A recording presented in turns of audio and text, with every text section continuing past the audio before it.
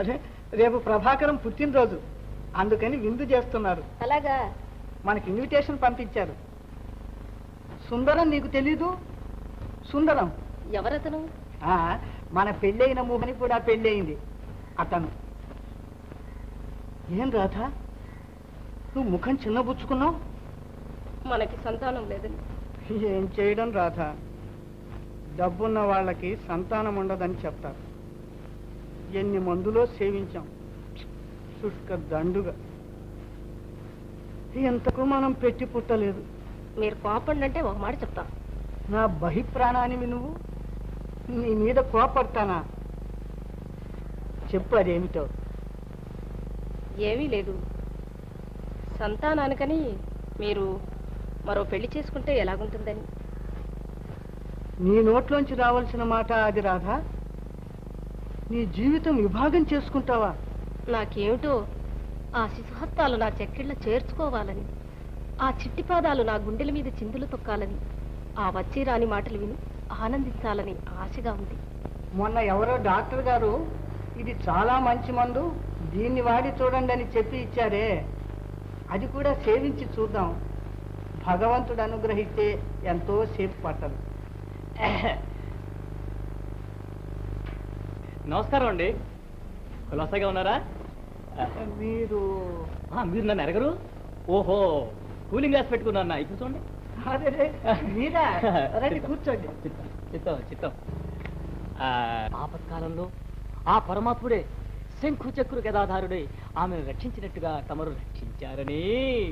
అబ్బబ్బబ్బా, రాత్రింపగళ్ళు ఒకటే పలవరింతలు. అబ్బబ్బా, చెప్పలేక ఆయాసంగా కూడా ఉందండి. అయితే ఇప్పుడు కొంచెం నయంగా ఉందండి. ఈ విషయం తమరు పర్సనల్గా తెలుసుకోవాలి. అదేమిటి? ఎరగని వాళ్ళ ఇంటికి ఎలా వెళ్ళడం? వారి పుట్టు పూర్వోత్తరాలైనా తెలియదే. కొన్ని తల్లి ఎవరో తండ్రి ఎవరో, వాళ్ళు ఎలాంటి వాళ్ళు ఏమీ తెలియనప్పుడు. ఈ విషయం నా మీద వదిలేండి. ఆమెకు తల్లి, తండ్రి, పింతల్లి, పెత్తండ్రి, తమ్ముడు, సర్వెంటు ప్లస్ గార్డియన్ కూడా నేనే కాదుటండి. చెప్తా. మరి ఎప్పుడు వెళ్ళడం? ఇప్పుడే. ఇప్పుడా? వర్జం లేదు, వారం బాగుంది. దయచేసి.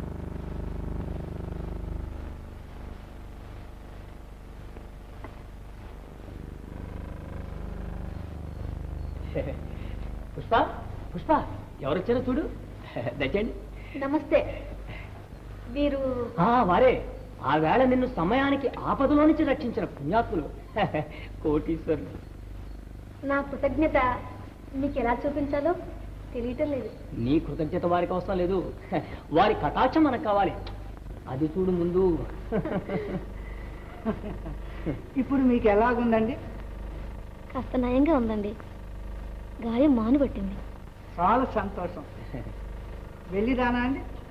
అప్పుడే కాఫీ పుచ్చుకుని వెళ్తారు కానీ ఉండండి. అవును సార్, ఉండండి. సావకాశంగా కాఫీ తాగి వెళ్ళండి. మన పుష్ప ఇంట్లో కాఫీ చూశారు, ఎసెన్స్ కాఫీ పుచ్చుకోవాలి.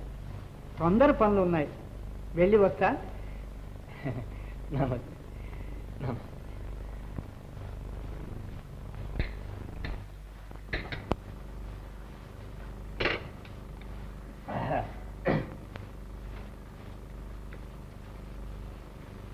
ఏమిటి మావాది? ఆ తిండి హడావుల్లో చెప్పడం మర్చిపోయాను.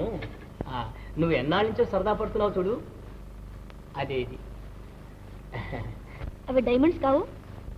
ఎక్కడి నుంచి తీసుకొచ్చావు? N Jayaram Shetty and son, China Bazaar Road, Madras. చాలా ఖరీదుంటాయి కదా? అబ్బే, ఎంతో ఉండవు, ఓన్లీ 10,000 రూపీస్. ఇది ఆయన బంగారపు చేతులతో నీ మెడలో వేస్తే. అబ్బో, అంత ఖరీదైతే ఇప్పుడు అక్కర్లేదు, తర్వాత తీసుకోవచ్చు. ఏ, మీకు అది నచ్చినట్టు? ఎంత భారీయో! ప్రేమ ఉండే చోట డబ్బు ఇస్ నథింగ్. తీసుకో.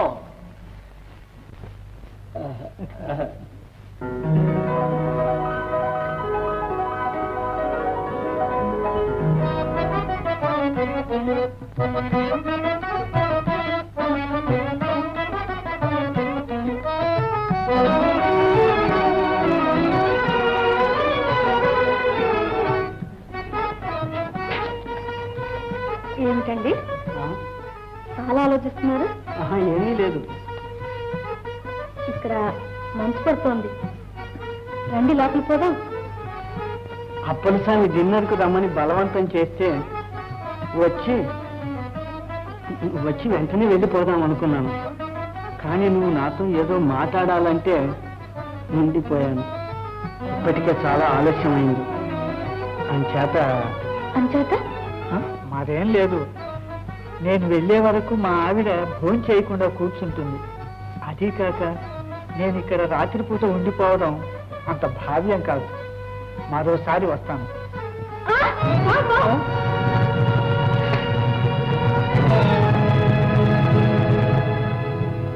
నా ప్రాణం రక్షించాం, లేకపోతే ఈ పాటికి ఏమయ్యేవాణ్ణం. దీనికి ప్రత్యుపకారం నేనేం చేయగలను? మీకు హాని కలగకుండా ఉండడమే నాకు ప్రత్యుపకారం చేసినంత ఫలం. పరాయి చోటుకి వెళ్ళినప్పుడు ఏదైనా ప్రమాదం వస్తే ఎవరినంటారు? ఈ వేళ లేచిన వేళ మంచిది. క్షేమంగా మీ ఇంటికి మీరు వెళ్ళండి. నువ్వు మనస్సులో ఏదో బాధపడుతుంటే చూచి ఊరుకోలేను. నిన్నెప్పుడూ మర్చిపో. ఒక కంటితో కనిపెడుతూ ఉంటే అదే చాలు. సరే, నువ్వు నా దాన్ని అనిపించుకోవాలి. నువ్వు ఎప్పుడు ఇక్కడే ఉండాలి పుష్ప. చూడు, దీనికి అంతటికి నువ్వే సర్వాధికారి. ఈ తోట, ఈ ఇల్లు, ఇవన్నీ నీవే. ఇంకేమైనా కావాల్సి వస్తే చెప్పు, ఏర్పాటు చేస్తాను. మీరు మంచి ఉద్దేశంతోనే చెప్తున్నారు, కానీ లోకులు కాకులు వంటి వారు నన్ను ఆక్షేపిస్తారు. సరే, నా హృదయంలో స్థానం ఇచ్చి నిన్ను నా భార్యలాగా చూస్తూ ఉంటే ఎవరు ఆక్షేపించేది? పుష్ప పుష్ప. ఎంతైనా పెళ్లి చేసుకుని పెళ్ళా ఉండరు కదా నన్ను. ఫలాని వారి భార్య అని అనిపించుకునే గౌరవం కావాలి నాకు. మనసు ఒకటైతే చాలదు పుష్ప. 10 మందిలో తిరిగేవాడిని కనుక కొంచెం వెరవాలి. నేను మాత్రం 10 మందిలో తిరగొద్దు. పెళ్ళి అయిపోయిందని చెప్దాం. ఎప్పుడు ఎక్కడా అని ఎవరు అడుగుతారు? ఇలాంటి సంశయాలు పెట్టుకోకు పుష్ప. రా, ఇంటికి పోదాం. ఏ ఇంటికి? మన ఇంటికే. మన ఇద్దరికి పెళ్ళి అయిందని రాధకి చెప్పేద్దాం. రాధ చాలా మంచిది పుష్ప.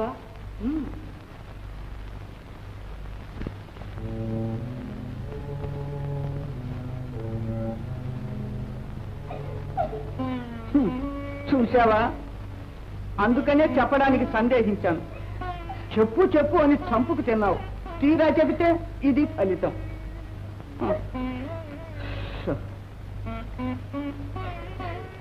ఇలా చూడవు రాధా, నా జీవితానికి చిచ్చు పెట్టారే. రాధా, నువ్వెంతటి త్యాగానికైనా సిద్ధపడే ధర్మదేవత అనే అభిప్రాయంలో ఉన్నాను. అందుకేనా మీకు ఇంకో భార్య? నేనెంత మాత్రం ఒప్పుకోను.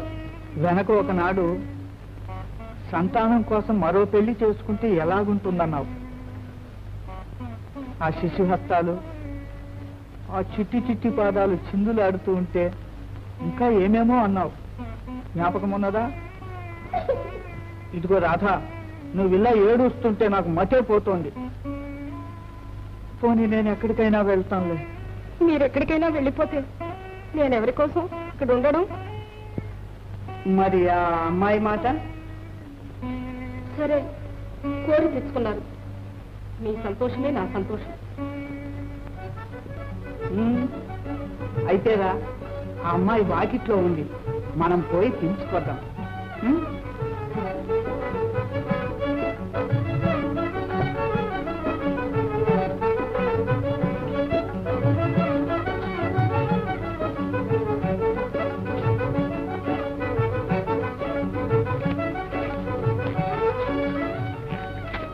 మీ అక్కగారు,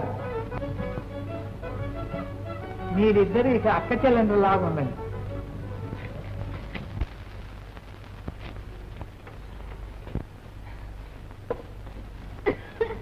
ఇదేంటి మావా, పెళ్లికి వెళ్తూ పిల్లిని సంకర పెట్టుకుని వెళ్ళినట్టు ఇక్కడ కూడా ఇచ్చించారా?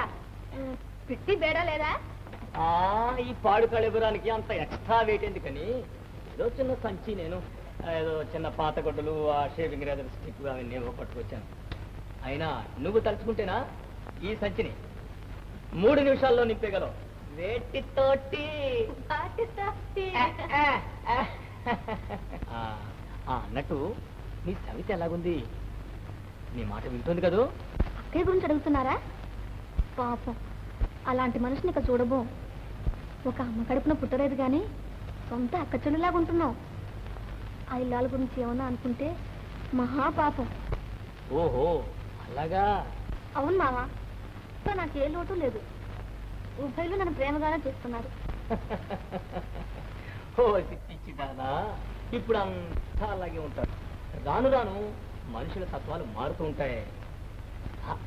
ఒకవేళ మన రోజులు బాగోలేక జమీందారు గారు గుటకాయ చంపిస్తావు రామచంద్ర. ఆయన చచ్చిపోవాలని మనం ఏదో కష్టపడాలి కాదు. భగవంతుని దేవల్ల ఆయన ఎప్పుడు అలాగే ఉండాలి, మనం ఎప్పుడు ఇలాగే ఉండాలి. చంపావు అబ్బే దానికని లేదు. అబ్బే ఒకవేళ జమీందారు గారు గుటకాయ స్వాహ అంటే అయితే అప్పుడు నీ గతేమిటి చెప్పు. నువ్వు ఎలాగా పరాయిదానివే, అప్పుడు నేను ఎవరు చూస్తారు? చెప్పు, ఎవరు చూస్తారు? అప్పుడు నిన్ను చూసి నేను, నన్ను చూసి నువ్వు ఏడవాలి. అందుకనే దీపం ఉండగానే చక్క పెట్టుకోవాలన్నారు పెద్దలు. జాగ్రత్త. సరేమా, జాగ్రత్త పడతా.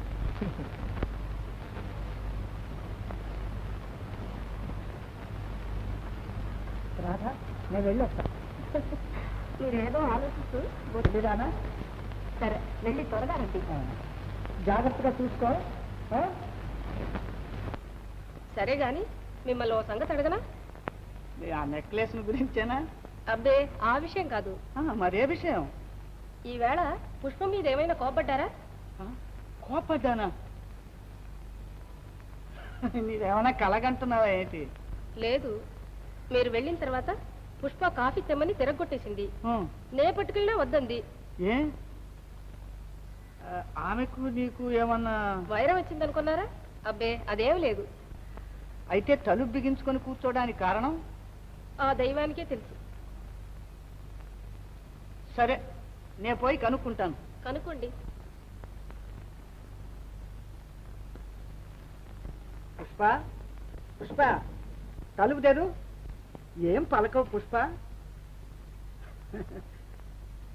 నా వరహాల పుష్పవు కదూ. ఇదిగో, తలుపుకపోతే నేను భోజనం చేయను.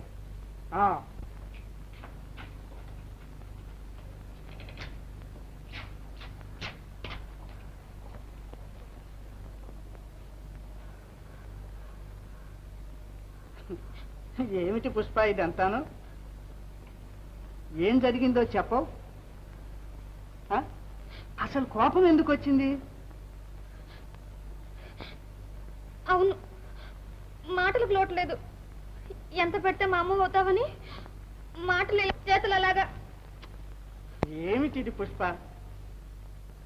అయితే ఇంతకు నేను చేసిన తప్పేమిటి? ఇందాక మీరు బయటికి వెళ్ళేటప్పుడు అక్కతో చెప్పెళ్ళారు కానీ నాతో ఒక ముగ్గు చెప్పారా? నీకు ఇంకా చిన్నతనం పోలేదు పుష్ప. రా, ఇలా రా, కూర్చో. అదే ఓ చిన్న విషయం ఇంత పెద్దదిగా చేసి మనసు పాడు చేసుకుంటావా పుష్ప? అబ్బే, ఏం బాగలేదు. లే, ఇదిగో, ఇక ముందు నీతో చెప్పకుండా ఏ పని చెయ్యను, సరే? అవును, ఈ ఇంట్లో నాకేం స్వతంత్రం ఉంది? నాకేం కావాలన్నా అక్కడే తీసుకోవాలి. అంచేత ఇది పెట్టి ఆవిడ అయిన దానికి కాని దానికి అనవసరపు ఖర్చులు చేస్తుంటుంది. నేను ఎప్పుడైనా తలకి సువాసన నూనెలు, ఒంటికి సబ్బులు కొంటుంటాను. ఈ స్వల్ప విషయానికి అక్కగారి పర్మిషన్ అడగాలంటే సిగ్గుగా ఉంటుంది. ఓ అలాగా. ఈ క్షణం నుంచి ఇనపెట్టే తాళం చెవి నీ దగ్గరే ఉంచుకో. నేను రాధ తప్పి నీకు ఇచ్చేటట్టు చేస్తా. మరి ఇంటి ఖర్చులకన్నిటికీ నువ్వే జవాబుదారు సుమా. ఓ, అదెంత పని? నాకు చేత కాదనుకున్నారా? భలే గట్టిదానివి.